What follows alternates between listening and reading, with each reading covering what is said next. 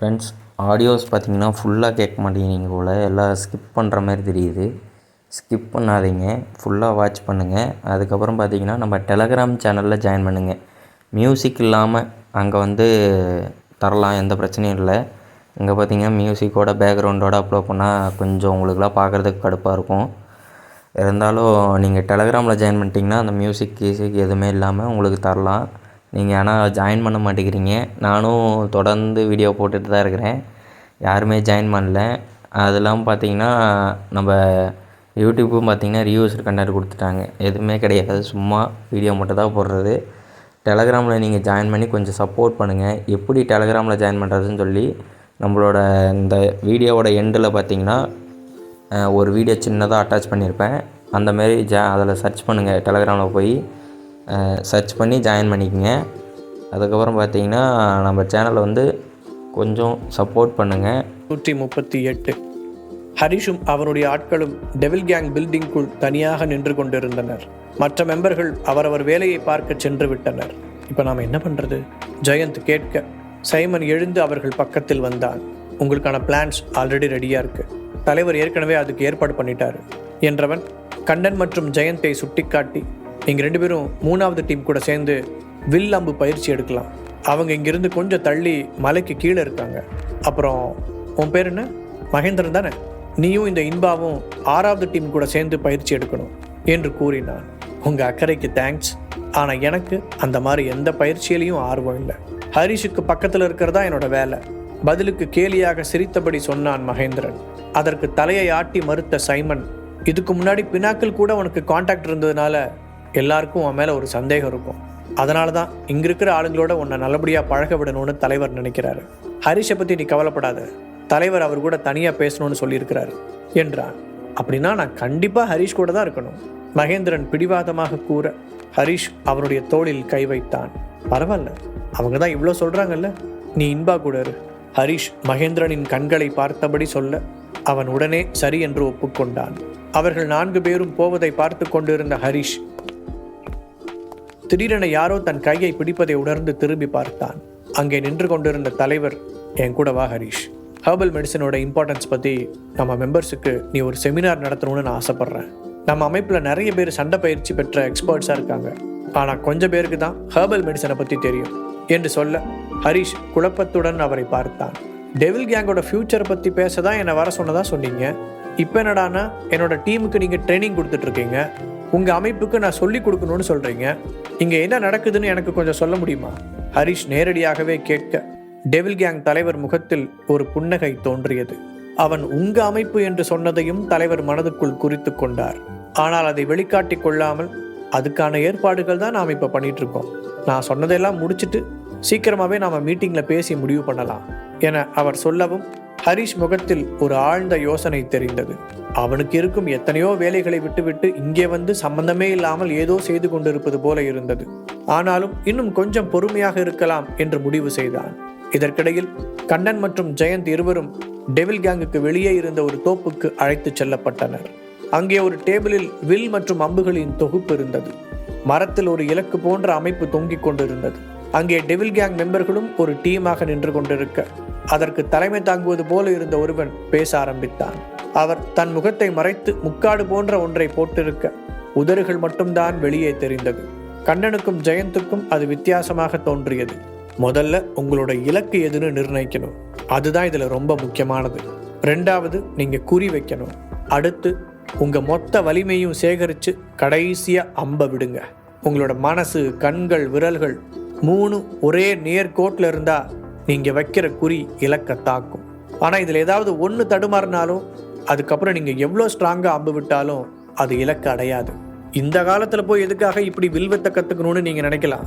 வில்வித்தை வெறுமனே சண்டைக்கானது மட்டும் இல்லை, இது மூலமாக நீங்கள் உங்கள் மனசையும் உடம்பையும் ஒருமுகப்படுத்துறது எப்படின்னு கற்றுக்குவீங்க.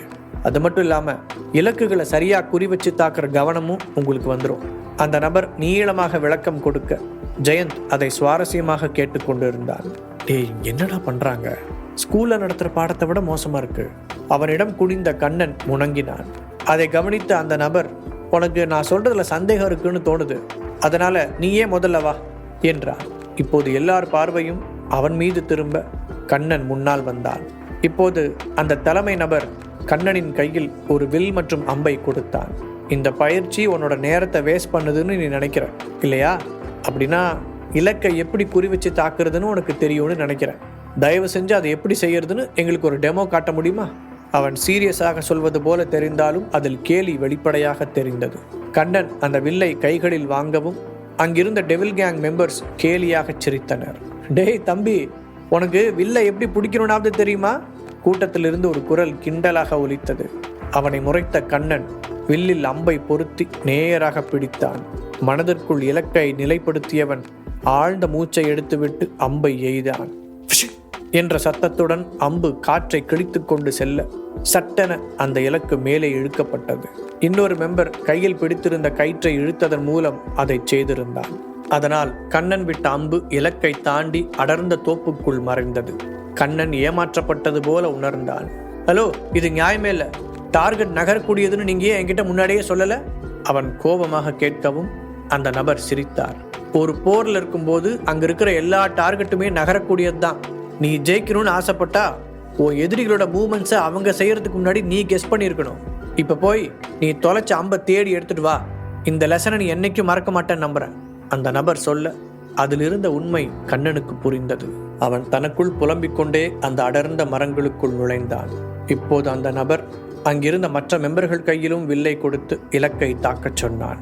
அவர்களில் சிலரும் டார்கெட்டை தவறவிட்டனர்.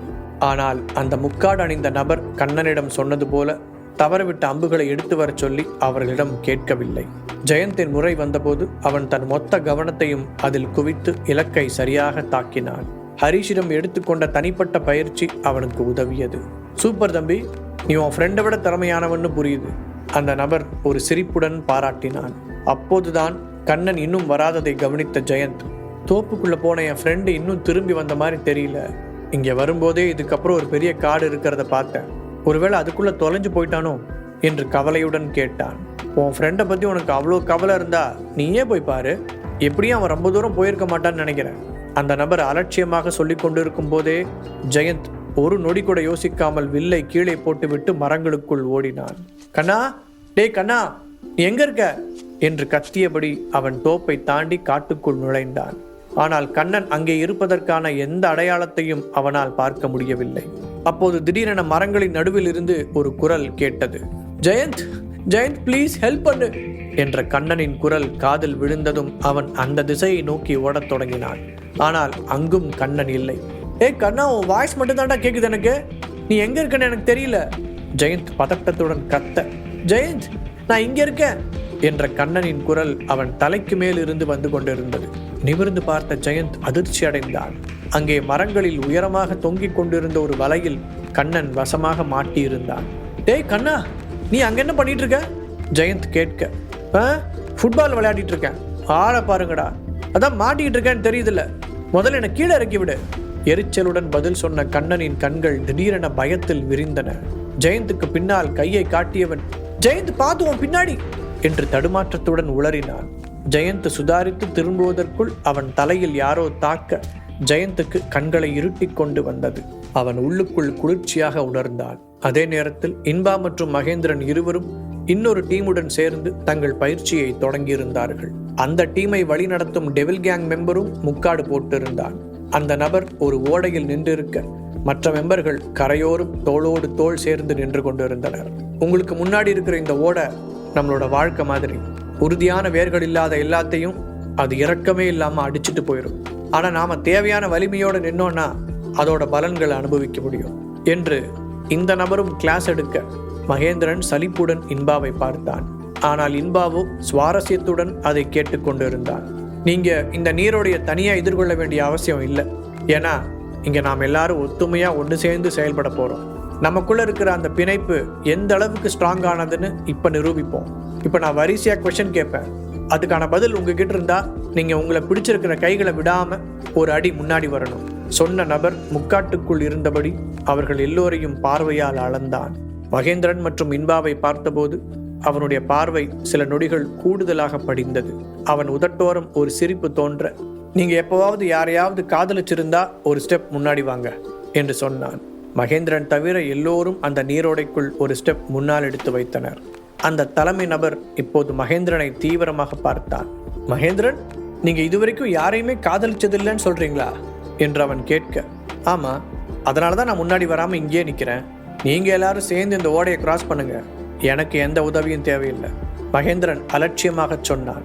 அதற்கு மறுப்பாக தலையாட்டிய அந்த நபர், நீ தனியா போனா இந்த நீரோட உன்னை விழுங்கிரும். டெவில் கேங்கை பொறுத்த வரைக்கும் தனி ஓநாய்களுக்கு இடம் இல்லை என்றான். இரண்டு பக்கமும் பிடித்திருந்த கைகளை விட்டபடி கரையில் ஒரு ஸ்டெப் பின்னால் நகர்ந்து நின்ற மகேந்திரன், சரி இப்ப இருக்குன்னு வச்சுக்கோங்க என்று கூறினார். பதிலுக்கு எதுவும் பேசாத அந்த நபர் மகேந்திரன் இல்லாமல் பயிற்சி தொடர்ந்தான். எல்லோரும் அந்த ஓடையை கடக்கும் வரை வரிசையாக கேள்விகள் கேட்டு அவர்களை முன்னேறச் சொன்னான். அவர்கள் ஓடையின் மறுபக்கம் வந்தவுடன் அந்த தலைமை நபர் ஒரு வாளியை பிடித்து ஓடையிலிருந்து தண்ணீரை நிரப்பினான். இன்னொரு நபர் கையில் காகித டம்ளர்களுடன் அவர் பக்கத்தில் நின்றான். இப்போ இந்த நீரை நீங்க குடிக்கிறது மூலமா வாழ்க்கை போராட்டத்தையும் இதே மாதிரி நாம ஒன்று சேர்ந்து கடக்க போறோம்னு அர்த்தமாகுது அவர் சொல்ல மெம்பர்கள் கைத்தட்டினார்கள். டம்ளர் வைத்திருந்த நபர் வாளியிலிருந்து தண்ணீரை எடுத்து வரிசையாக எல்லோருக்கும் கொடுத்தான். இன்பாவிடம் ஒன்றை கொடுப்பதற்கு முன்பு அவன் தன் கையில் இருந்து ஒரு டேப்லெட்டை யாருக்கும் தெரியாமல் அதற்குள் போட்டான். எல்லார் கையிலும் டம்ளர் வந்ததும் அவர்கள் அதை உயர்த்தி டெவில் கேங் வாழ்க என்று கூச்சலிட்டனர். இன்பா அதை கண்டுகொள்ளாமல் அந்த தண்ணீரை குடிக்க அடுத்த சில நிமிடங்களில் அவனுக்கு ஒரு மாதிரி மன உளைச்சல் ஏற்பட்டது. ஏய், இந்த தண்ணியில என்ன கலந்துருக்கீங்க? இது பாதுகாப்பானதா? குடறலுடன் கேட்ட இன்பா திடீரென மயங்கி கீழே விழுந்தான். ஓடையின் மறுபக்கம் இருந்த மகேந்திரன் அதை பார்த்து அதிர்ச்சி அடைந்தான். அவன் மனதில் ஒருவிதமான கெட்ட அறிகுறி தோன்ற, இன்பா நீ நல்லா இருக்கியா என கேட்டபடி அவன் ஓடைக்குள் அவசரமாக இறங்க முயற்சித்தான். அப்போது சடனாக யாரோ அவன் பின்னால் இருந்து தலையில் ஓங்கி அடிக்க மகேந்திரன் நிலை தடுமாறி தண்ணீருக்குள் விழுந்தான். இதற்கிடையில் ஹரிஷ் ஹெர்பல்ஸ் பற்றி டெவில் கேங் மெம்பர்களுக்கு கிளாஸ் எடுத்துக் கொண்டிருந்தான். ஹெர்பல்ஸ் மற்றும் தற்காப்பு கலைகள் எப்படி பின்னி பிணைந்து கைகோர்த்து சொல்கின்றன என்பதை பற்றி விளக்குவதில் அவன் மொத்த கவனத்தையும் வைத்திருந்தான். அவனுடைய ஆளுமையான குரலும் நகைச்சுவையான பேச்சும் அங்கிருந்தவர்களை ஈர்க்க அவர்கள் எல்லோரும் மெய்மறந்து அவன் பேசுவதை கேட்டுக்கொண்டிருந்தனர். ஹரிஷின் வயதை வைத்து சின்ன பையன், இவனுக்கு என்ன தெரியும் என்று அலட்சியமாக நினைத்தவர்கள் கூட அவன் பேச ஆரம்பித்த பிறகு அவனுடைய அறிவு திறன் என்ன என்பதை உணர்ந்தனர். டெவில் கேங்கின் தலைவரோ அவன் பின்னால் இருந்து கவனித்துக் கொண்டிருந்தார். அப்போது அவர் அருகில் வந்த சைமன், அவரோட கூட்டாளிகள் எல்லாத்தையும் பிடிச்சாச்சு தலைவரே என்று காதுக்குள் கிசுகிசுத்தான். அதை கேட்டதும் தலைவரின் முகத்தில் உற்சாகம் தோன்றியது. நல்லது, இப்ப நாம அடுத்து செய்ய வேண்டியது அவங்க எல்லாருக்கும் மரண தண்டனை கொடுக்கறதுக்கான சரியான காரணத்தை கண்டுபிடிக்கிறது தான். நாம சீக்கிரமாவே அதை செஞ்சு முடிக்கணும் என ஒரு வில்லத்தனமான சிரிப்புடன் அவர் சொல்ல, அதுக்கு என்ன பண்ணலாம் தலைவரே என சைமன் பணிவுடன் கேட்டார். நான் ஆல்ரெடி ஒரு பிளான் வச்சிருக்கேன், அதை மட்டும் நீங்க கரெக்டா பண்ணா போதும் சொன்ன தலைவர் சைமனின் காதுக்குள் ஏதோ முணுமுணுத்தார். அவருடைய திட்டத்தை கேட்டதும் அவன் கண்களில் அச்சமும் திகைப்பும் பரவியது. 839 ஹரிஷுடன் வந்த 4 பேரையும் டெவில் கேங் மெம்பர்கள் திட்டம் போட்டு தனியாக பிடித்து வைத்தனர். அவர்களுக்கு மரண தண்டனை கொடுக்க வேண்டும் என முடிவெடுக்கும் தலைவர் அதற்காக ஒரு காரணத்தை உருவாக்க நினைத்தார். அதை பற்றி அவர் சைமனிடம் கூற அவன் திகைத்தான். அதே நேரம் மெதுவாக கண்பிடித்த மகேந்திரன் முதலில் உணர்ந்தது அவன் மணிக்கட்டுகள் கயிற்றால் கட்டப்பட்டிருப்பதைத்தான். அதே போல அவன் கண்களை திறந்ததும் அவனுக்கு நேர் எதிரே இன்பா இருப்பதை கவனித்தான். கைஸ், இங்க பாருங்க, மகேந்திரன் கண் முழிச்சிட்டாரு இன்பா சொல்ல மகேந்திரன் நிமிர்ந்து பார்த்தான். ஜெயந்த், கண்ணன், இன்பா என்று எல்லோரும் அவனைப் போலவே கட்டப்பட்டு இருப்பதை உணர்ந்தான். அவர்கள் 4 பேரையும் சேர்த்து ஒரு சிறிய மரப்பட்டி போன்ற இடத்தில் அடைத்து வைத்திருந்தனர். நினைவு திரும்பியதும் மகேந்திரனுக்கு கடுமையான தலைவலி ஏற்பட்டது. யாரோ என் தலையில சுத்தியலை வச்சு அடிச்ச மாதிரி வலிக்குது. நம்ம இப்ப எங்க இருக்கோம்? மகேந்திரன் தலையை பிடித்தபடி கேட்க, நம்மளை ஒரு மர வீட்டில் அடைச்சு வச்சிருக்காங்க என்றான் கண்ணன். அவங்க இங்கே எங்களை கூட்டிகிட்டு வந்ததுலேருந்து நான் மட்டும்தான் சுயநினைவோடு இருக்கேன். ஹரிஷ் அண்ணா கிட்ட இருந்து நம்மளை பிரிக்கிறதா தலைவரோட நோக்கம். அவங்க பேசிக்கிட்டதை வச்சு நானாக கண்டுபிடிச்சேன் அவன் பெருமையாக சொல்ல. இதை கண்டுபிடிக்க உனக்கு தனியே புத்திசாலித்தனம் வேற தேவையா என்ற ஜெயந்த் அவனை முறைத்தான். இங்கே வந்ததுலேருந்தே எனக்கு ஒரு சந்தேகம் இருந்துச்சு, அது இப்போ கன்ஃபார்ம் ஆயிடுச்சு. ஆமாம், இந்த ரூமுக்கு கதவு எங்கே இருக்குன்னு யாராவது பார்த்தீங்களா? கண்டிப்பாக இந்த ரூமை விட்டு வெளியே போக ஒரு வழி இருக்கணும் மகேந்திரன் கேட்க கண்ணன் அவனுக்கு கீழே சுட்டி காட்டினான். நீங்க உட்கார்ந்துருக்கிறதே அந்த கதவு மேலதான். அந்த இடத்துல ஒரு லாக் இருக்கு, ஆனா அதை வெளிப்பக்கமா பூட்டியிருக்காங்க அவன் மேலும் சொல்ல மகேந்திரன் நகர்ந்து உட்கார்ந்தான். கண்ணன் சொன்னது போலவே அவனுக்கு கீழே ஒரு கதவும் அதற்கு தாழ்பாலும் இருப்பதை பார்த்தான். அதை காலால் திறக்க முயற்சித்தான். ஆனால் அந்த கதவை உள்ளே இருந்து திறக்க முடியவில்லை. எதற்கும் ஒரு முறை முயற்சித்து பார்க்கலாம் என நினைத்த மகேந்திரன் கூண்டுக்குள் சிக்கிய விலங்கு போல அந்த சுவர்களை முதுகாலால் தாக்கத் தொடங்கினான். அந்த மர வீடு அசைந்து கொடுத்தது. ஆனால் அது உடையவில்லை. ஏய், என்ன பண்றீங்க? அமைதியா இருக்க மாட்டீங்களா என அவர்களுக்கு கீழே இருந்து ஒரு குரல் கேட்டது.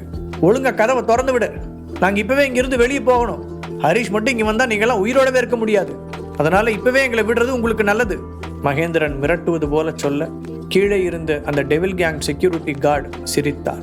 அதுக்கு முதல்ல நீங்க காணாம போனது அந்த ஹரிஷுக்கு தெரியணும்ல, அப்பதானே உங்களை காப்பாத்த அவங்க வர முடியும் என அந்த நபர் நக்கலாக கூற, அப்படின்னா உனக்கு ஹரிஷை பத்தி முழுசா தெரியலன்னு அர்த்தம் என்றான் இன்பா. அப்போதுதான் ஞாபகம் வந்தவனாக மகேந்திரன் தன் காதில் கை வைத்து தேடினான். அங்கே இருந்த இயர்பீஸ் இப்போது காணாமல் போயிருந்தது. டேய் துரோகி, உன் காதில் இருந்த இயர்பீஸை தேடுறியா? அதுல இருக்க ஜிபிஎஸை ட்ராக் பண்ணி உன்னோட ஆளுங்க வருவாங்கன்னு கனவு கண்டுட்டு இருக்கியா நீ? அதை உன்னை இங்கே கொண்டு வரதுக்கு முன்னாடியே தண்ணிக்குள்ள தூக்கி எறிஞ்சாச்சு. ஒருவேளை அது இப்போ வேலை செஞ்சுக்கிட்டு இருந்தா கண்டிப்பா 10-20 கிலோமீட்டருக்கு அந்த பக்கம் தான் இருக்கும். உன் ஆளுங்க அங்க போய் உன்னை சல்லடை போட்டு தேடிட்டு இருப்பானுங்க. அந்த செக்யூரிட்டி கார்டு மறுபடியும் கிண்டலாக பேச அதை கேட்ட மகேந்திரனின் முகம் கருத்தது. அதே நேரம் குழப்பத்துடன் அவனை பார்த்த இன்பா, அவங்க எதுக்காக உங்களை துரோகின்னு சொல்றாங்க என்று கேட்டான். காலையில தலைவர் பேசினதை கேட்கலையா? நான் வான்கார்டை சேர்ந்தவன். அது ஒரு காலத்துல பினாக்கிளோட படைப்பிரிவா இருந்துச்சு. பட் நான் ஹரிஷை மீட் பண்ணதுக்கப்புறம் அவங்க கூட சேர்ந்து வேலை பார்க்க ஆரம்பிச்சிட்டேன். இருந்தாலும் நான் இன்னும் பினாக்கிளோட தொடர்பு வச்சிருக்கிறதா டெவில் கேங் நினைக்கிறாங்க. மகேந்திரன் ஒரு வருத்தத்துடன் சொல்ல, நிஜமாவே பினாக்கிள் மேல உங்களுக்கு இன்னும் விசுவாசம் இருக்கா என இந்த முறை கண்ணன் கேட்டான். கண்டிப்பா இல்லை. அவங்க எங்களோட சொந்த தீவையே அடிமைப்படுத்தி வலுக்கட்டாயமா அவங்களோட படையில சேர்த்துக்கிட்டாங்க. ஹரிஷை சந்திச்சதுக்கு அப்புறம் தான் நான் ஒரு தப்பான பக்கத்துல இருக்கிறத புரிஞ்சுக்கிட்டேன். எங்க நிலைமையை பார்த்த ஹரிஷ் அவங்க கூடவே வச்சுக்கிட்டான். எங்களோட சொந்த பூமியில கிடைக்காத சுதந்திரமும் நிம்மதியும் ஹரிஷ் மூலமா எனக்கு இங்கே கிடைக்குது. அப்படி இருக்கும்போது நான் எதுக்காக அவனுக்கு துரோகம் பண்ண போறேன்? பதில் சொன்ன மகேந்திரன் குரலில் உண்மை இருந்தது. அவங்க நமக்குள்ள சந்தேகத்தை ஏற்படுத்த பார்க்குறாங்க. அதனால தேவையில்லாம மனசை குழப்பிக்காதீங்க. இங்கிருந்து எப்படி வெளியே போறதுன்னு நாம எல்லாரும் யோசிக்கணும் மகேந்திரன் கூற மற்றவர்கள் ஆமோதிப்பதாக தலையசைத்தனர். இதற்கிடையில் டெவில் கேங்கின் மெயின் ஏரியாவில் காலை நடவடிக்கைகள் முடிந்து மதிய உணவுக்கான நேரம் வந்தது. கிளாஸ் முடிந்து வெளியே வந்த ஹரிஷ் தன்னுடைய ஆட்களை தேடினான். ஆனால் அவர்களை எங்கேயும் காணவில்லை. அவன் அதை பற்றி மற்றவர்களிடம் விசாரிக்கும் முன் டெவில் கேங்கின் தலைவர் அவனை நெருங்கினார். உனக்கு லஞ்ச் ரெடியா இருக்கு ஹரிஷ், நீ என் கூட தான் உட்கார்ந்து சாப்பிடணும், வா போலாம் என்று அவர் அழைக்க ஹரிஷ் தயங்கினார். ஏன், என்னாச்சு? தலைவர் தெரியாதது போல கேட்டார். என்னோட டீம் மெம்பர்ஸ் யாரையுமே காணோம், அவங்க எங்க போனாங்கன்னு உங்களுக்கு தெரியுமா? ஹரிஷ் யோசனையுடன் கேட்க, மதியம் சாப்பிடும் போதும் எல்லாரும் அவங்கவுங்க டீம்ல தான் இருப்பாங்க, கவலைப்படாத, நீ அவங்கள நைட்டு மறுபடியும் பார்க்கலாம். நீங்க எல்லாரும் ஒன்னா தங்குற மாதிரி தான் நான் ஏற்பாடு பண்ண சொல்லியிருக்கேன். அவனை சமாதானப்படுத்துவது போல பதில் சொன்னார் தலைவர். ஆனால் ஹரிஷின் முகத்தில் அப்போதும் திருப்தி தெரியவில்லை. ஹரிஷ், உன் கூட நான் நிறைய விஷயங்கள் டிஸ்கஸ் பண்ண வேண்டியிருக்கு. எதுக்காக என்னை இவ்வளோ நேரம் வெயிட் பண்ண வைக்கிறேன்? அவனுடைய கவனத்தை திசை திருப்புவதற்காக தலைவர் கோபப்படுவது போல பேச ஹரிஷின் சந்தேகம் இன்னும் அதிகமானது. தலைவரை பற்றி அவனுக்கு நன்றாக தெரியும். அவர் இப்படியெல்லாம் கீழே இறங்கி வரக்கூடிய ஆளே இல்லை. என்னதான் அவர் ஹரிஷுக்கு கவச உடையெல்லாம் கொடுத்து பாராட்டினாலும் அவர் என்றைக்கும் தன்னுடைய தலைவர் என்ற கெத்தை விட்டு கொடுத்ததில்லை. வேகமாக அந்த இடம் மொத்தத்தையும் தன் எக்ஸ்ரே கண்களால் அளவிட்டான். மகேந்திரன், இன்பா, கண்ணன், ஜெயந்த் என யாரையும் அவனால் கண்டுபிடிக்க முடியவில்லை. அவங்களோட டீம் இங்கே தான் இருக்கு ஆனா என்று ஹரிஷ் இழுக்கும் போதே தலைவர் வேகமாக அங்கிருக்கும் ஒருவனை அழைத்தார். ஹரிஷ் கூட வந்த மற்றவங்கெல்லாம் எங்கே போனாங்கன்னு தெரியுமா? அவர் கேட்க, அவங்க ஃப்ரெஷ் ஆகிட்டு வரேன்னு போனாங்க, இப்போ வந்துடுவாங்க. அந்த நபர் அவசரமாக பதில் சொன்னான். இப்போவாவது நான் சொல்கிறத நம்புறியா?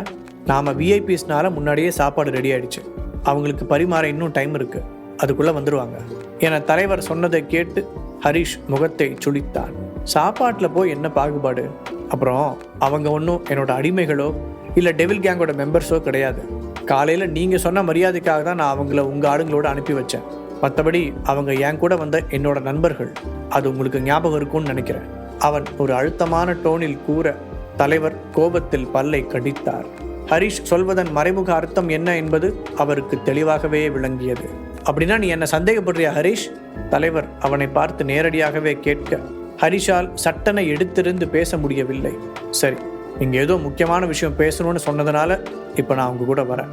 ஆனால் என் ஃப்ரெண்ட்ஸ் வராமல் நான் சாப்பிட மாட்டேன், அவன் பிடிவாதமாக கூற தலைவர் ஹரிஷ் மீது கை வைத்து புன்னகைத்தார். கண்டிப்பாக ஹரிஷ், நான் உன்னை ரொம்ப நேரம் வெயிட் பண்ண வைக்க மாட்டேன் என்ற தலைவர் ஹரிஷின் தோளில் கை போட்டு தன்னுடைய இடத்திற்கு அழைத்து சென்றார். முதலில் ஹரிஷ் அந்த பில்டிங்கிற்குள் நுழைய தலைவர் திரும்பி சைமனை பார்த்து தலையசைத்தார்.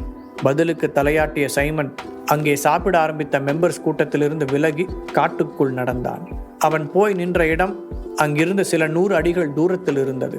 அங்கே ஒரு பெரிய மரம் இருக்க அதை சுற்றி செக்யூரிட்டி கார்ட்ஸ் நின்று கொண்டிருந்தனர். அந்த மகேந்திரனை மட்டும் வெளியே இழுத்துட்டு வாங்க, சைமன் அங்கிருந்த ஒருவனிடம் கூற அவன் அந்த மரத்திற்கு பின்னால் இருந்த ஏணியில் ஏறினான். அங்கே அடர்ந்த கிளைகளுக்குள் பெட்டி போன்ற அமைப்பு இருக்க அதற்கு அடியில் கதவு இருந்தது. வெளியிலிருந்து பார்க்கும்போது அங்கே அப்படி ஒரு விஷயம் இருப்பதே யாருக்கும் தெரியாது. அதன் அடிப்பகுதியில் சங்கிலி போட்டு கட்டப்பட்டிருந்த பூட்டை திறந்தவன் கதவை திறந்து தலையை மட்டும் உள்ளே விட்டான். நீதான மகேந்திரன், நீ இப்போ என் கூட வரணும் என்றவன் மகேந்திரனின் கட்டப்பட்டிருந்த கையை பிடித்து இழுத்தான். அவனை திரும்பி பார்த்த மகேந்திரன், அவ்வளவுதானே, இந்தா வாங்கிக்கோ என்றபடி முன்னோக்கி வந்து அந்த செக்யூரிட்டி கார்டின் முகத்தில் ஓங்கி உதைத்தான். இதனால் தடுமாறிய அந்த நபர் கீழே விழப்போகும் முன் பக்கத்தில் இருந்த மரக்கிளையை பிடித்து கொண்டான். அவன் உதட்டோரம் ரத்தம் கசிய முகத்தில் காயம் தெரிந்தது. நல்லது, நீ சாதாரணமாக சொன்னா கேட்க மாட்டல்ல என்றபடி தன் பாக்கெட்டில் கைவிட்டு ஒரு சிரஞ்சை வெளியே எடுத்தான். மீண்டும் அந்த கதவுக்குள் நுழைந்தான். மகேந்திரன் அடுத்த உதை விடுவதற்குள் அந்த இன்ஜெக்ஷனை அவன் காலில் குத்தினான். சில நிமிடங்களில் தசைகள் பலவீனமாவது போல உணர்ந்த மகேந்திரன் மெதுவாக மயக்கத்திற்கு போனான். இப்போது அந்த செக்யூரிட்டி கார்டு அவனை வெளியே இழுத்து கீழே தள்ளினான். அரை மயக்கத்தில் இருந்த மகேந்திரன் தன் மொத்த பலத்தையும் திரட்டி, கவலைப்படாதீங்க தம்பிங்களா, ஹரிஷும் நானும் உங்களை காப்பாற்ற சீக்கிரமாகவே திரும்பி வருவோம் என்று சொல்லியபடி பொத்தென்று கீழே விழுந்தான். அதே நேரம் டெவில் கேங் தலைவர் தன் முன் உட்கார்ந்திருந்த ஹரிஷுக்கு ஒரு கப்பில் காஃபியை ஊற்றி கொண்டிருந்தார். நீங்கள் என்கிட்ட என்ன பேச நினைக்கிறீங்கன்னு சொன்னீங்கன்னா நான் போய் என் ஃப்ரெண்ட்ஸை பார்ப்பேன். ஹரிஷ் பொறுமையிழந்து கேட்க தலைவரோ அலட்டி கொள்ளாமல் தான் செய்து கொண்டிருந்த வேலையிலேயே முழு கவனத்தையும் வைத்திருந்தார். டெவில் கேங் சம்பந்தமாக பெரிய பிளான் ஏதாவது வச்சுருக்கீங்களா? அவனே மீண்டும் பேச்சை ஆரம்பிக்க, ஓ ஆமாம், ரொம்ப பெரிய பிளான்ஸ் இருக்குது, நீ கூடிய சீக்கிரம் அதை பார்ப்ப.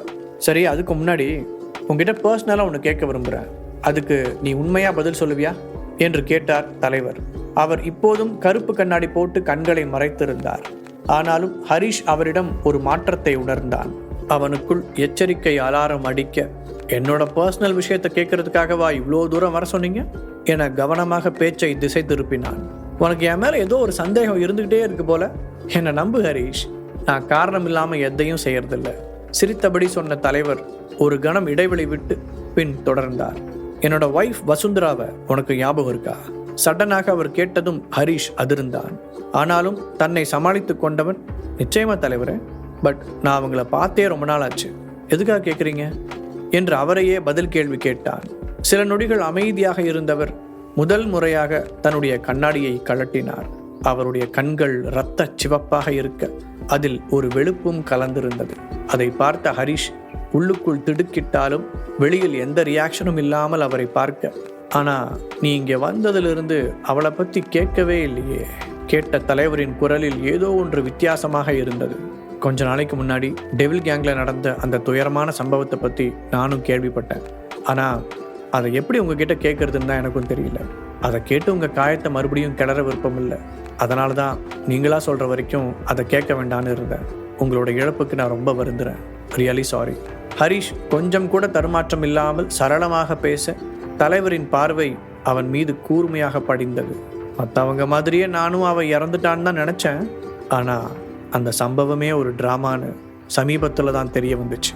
அவள் இன்னும் உயிரோடு தான் இருக்கா ஹரிஷ். நான் அவளை கண்டுபிடிக்க ஆசைப்படுறேன். அவள் எங்கே போனான்னு உனக்கு தெரியுமா? ஏன்னா அவளுக்கு உன் மேலே ஒரு தனி இன்ட்ரெஸ்ட் இருந்த விஷயம் எனக்கு தெரியும். அவர் பேசிக்கொண்டே போக ஹரிஷ் கையை உயர்த்தி குறுக்கிட்டார். சாரி தலைவரே, நீங்கள் என்ன பேசுகிறீங்கன்னு எனக்கு புரியல. கடைசியாக உங்களை மீட் பண்ண வந்தப்போ தான் அவங்களையும் பார்த்தேன்.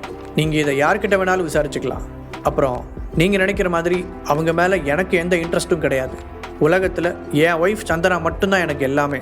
ஹரிஷ் அவர் கண்களை பார்த்து உறுதியாக கூற தலைவரின் முகம் சுருங்கியது. ஓ அப்படியா? ஆனால் நான் கேள்விப்பட்டது இது இல்லையே. லேசான தடுமாற்றத்துடன் அவர் சொல்ல, ஹரிஷ் கேள்விக்குறியுடன் அவரையே பார்த்தான். அவர் மறுபடியும் ஏதோ சொல்ல வர திடீரென வெளியே இருந்து யாரோ அலறும் சத்தம் கேட்டது. அதைத் தொடர்ந்து மக்களின் கூச்சல்களும் எழுந்தது.